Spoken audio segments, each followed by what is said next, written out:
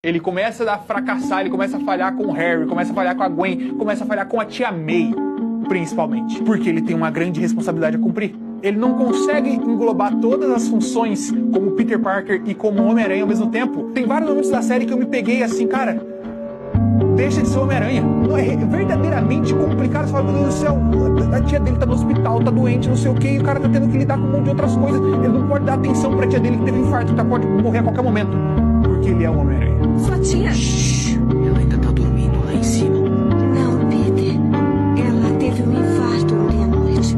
Ela deve estar bem, mas está no hospital. Então esse peso dessa responsabilidade aqui nesse desenho é completamente diferente e muito bem mostrado. A gente sempre fica na dúvida aí de, meu Deus do céu, quem foi o melhor Homem-Aranha? Andrew Garfield ou Tom Holland ou o próprio Tobey Maguire? Quem foi o melhor Homem-Aranha? Quem foi o melhor Peter Parker? E a resposta para toda essa questão